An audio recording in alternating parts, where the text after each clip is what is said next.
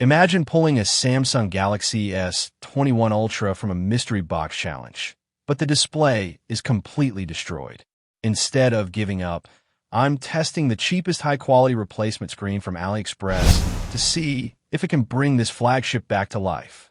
And if you missed the mystery box unboxing, check the video linked above on the I button. I found a replacement LED display with the frame included for just $60. But here's the crazy part. If you're a first-time buyer on AliExpress, you actually get an additional 40% off. And no, this isn't a promotion or sponsorship. You can check it yourself. That means you could grab this full display for only $36, which is insane for a flagship like the S21 Ultra. Our new display has finally arrived, so let's get straight into the repair. First, we'll carefully heat and open up the back panel to avoid cracking the glass. Once that's off, the next step is removing every screw that holds the internal frame and components in place. This will give us full access to the motherboard and the display connections we need to swap out. Next, we'll gently lift and remove the wireless charging coil from the motherboard. This part is thin and delicate, so taking your time here is important to avoid tearing any of the connectors. Next, it's time to start working around the motherboard. Using fine tweezers, we'll disconnect the display and battery connectors one by one.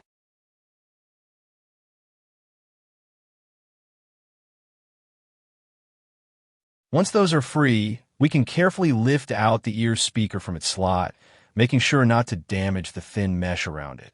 Finally, we'll remove the front-facing camera, which just pops out once disconnected. Each of these parts is small and next, we'll remove the screws securing the ringer speaker. It's important to take your time here so you don't accidentally cut or pinch any of the flex strips running around it. Once the screws are out, the entire ringer speaker assembly lifts away, giving us full access to the subboard underneath.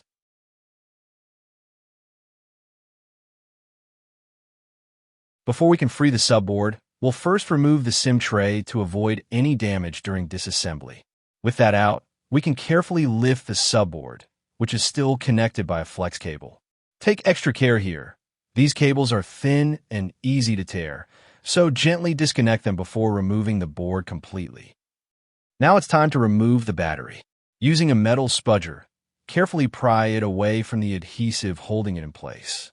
Go slowly and apply even pressure to avoid bending or puncturing the battery. Safety is key during this step. Next, we'll carefully lift the motherboard from the frame using a metal spudger. The motherboard is the heart of the phone. It controls all the components, so handling it gently is crucial. Gently work around the edges to free it without bending any parts. Once it's fully detached, we can set it aside safely. We have our new display. Let's unbox it and take a closer look. Right out of the box, you can see it comes with the full frame, which makes installation much easier. Take a moment to inspect it from all angles. Before we install, we need to remove all the protective peel-off stickers from the frame. Using tweezers makes this process precise and avoids leaving any residue that could affect the screen later. Now it's time to reassemble. First, carefully place the motherboard back onto the frame, making sure all the connectors line up perfectly. Once it's secured, we can reinstall the front-facing camera into its slot, followed by the ear speaker on top. Take your time here. Proper alignment ensures everything will work correctly when we power the phone back on. Next, we'll reinstall the battery, carefully placing it into its slot and pressing it gently to secure the adhesive.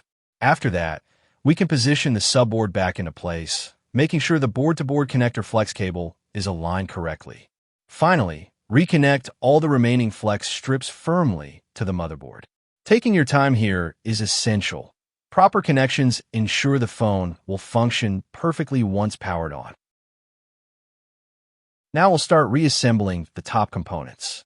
First, slide the SIM tray back into place, ensuring it fits perfectly. Next, secure the ringer speaker on top of the frame.